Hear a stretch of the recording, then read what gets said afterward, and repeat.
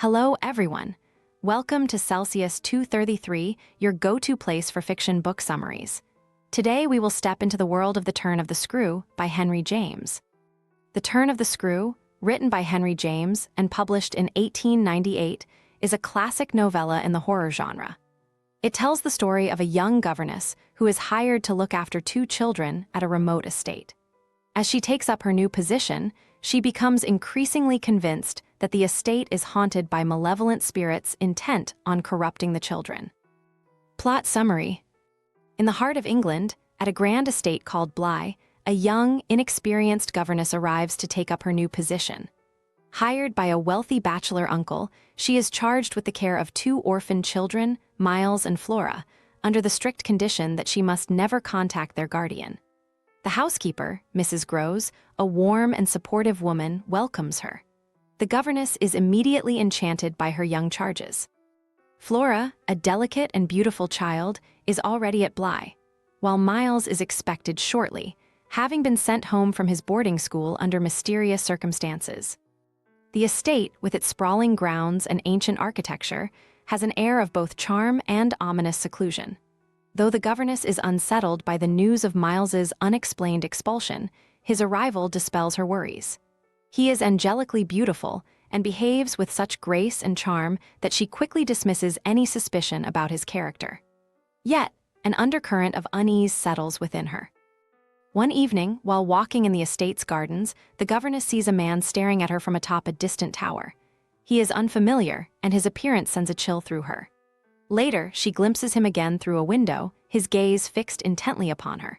When she describes the man to Mrs. Groves, the housekeeper is horrified. The governess has perfectly described Peter Quint, the late valet who had a corrupting influence over the estate's former governess, Miss Jessel, and possibly the children. Both Quint and Miss Jessel are dead, yet the governess is convinced they have returned, seeking to possess Miles and Flora. As days pass, the governess becomes increasingly vigilant, watching the children closely for signs of the supernatural influence. To her, they appear remarkably innocent, yet she grows certain that they are hiding knowledge of Quint and Miss Jessel's presence. The children continue to act normally, playing games and engaging in their studies, but their behavior sometimes strikes the governess as unnaturally perfect, as if they are complicit in a sinister game. The governess begins to see the ghosts more frequently, yet they never appear when others are present. She believes Quint and Miss Jessel communicate with the children in secret, tempting them into a world of darkness. The children, however, deny seeing anything unusual. Flora, especially, feigns ignorance with a childlike innocence that the governess finds increasingly disturbing. Flora's sweetness becomes suspect in her eyes, a mask concealing the truth of her encounters with Miss Jessel's ghost.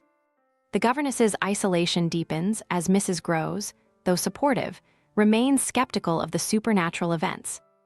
One night, the governess discovers Miles outside in the moonlight, claiming he wanted to show her he could be bad. She is torn between her affection for him and her fear that he is already lost to Quint's influence. Her resolve hardens.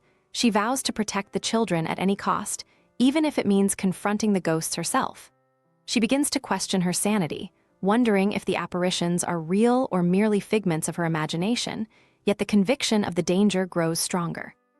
The tension mounts when the governess sees Miss Jessel's ghost near the lake where Flora often plays. She confronts Flora, pointing out the ghostly figure, but the child denies seeing anything. Flora's demeanor changes. She becomes hostile and falls ill, her innocence shattered in the eyes of the governess. Mrs. Groves takes Flora away, at the governess's insistence, to distance her from the corrupting influence of the estate. Miles remains, and the governess believes this is the final showdown between herself and the sinister forces at play. Alone with Miles, the governess presses him for the truth about what he knows of Quint and Miss Jessel. Miles initially deflects her questions with his usual charm, but as she continues to probe, he becomes agitated. In a climactic moment, the governess sees Quint's ghost staring at them through the window. Desperate, she shields Miles from the apparition, declaring her victory in protecting him. But as she embraces him, she realizes his body is lifeless in her arms. The governess is left alone, holding the lifeless boy, her triumph hollow and her sanity hanging by a thread. The spirits of Peter Quint and Miss Jessel have vanished, leaving only the question of whether they were ever truly there or merely the product of a mind unhinged by fear and obsession. In the end, the line between reality and imagination blurs, leaving the governess and the reader, trapped in a world where innocence and evil are impossibly intertwined. That's all for now, but if this book spoke to you, Henry James has more waiting for you. Find them in the description or on Celsius 233. Remember, while our summaries capture the essence, they can never replace the full experience of reading the book. If this summary intrigued you, consider diving into the complete story, buy the book, and immerse yourself in Henry James's original work. Bye-bye, take care, have fun.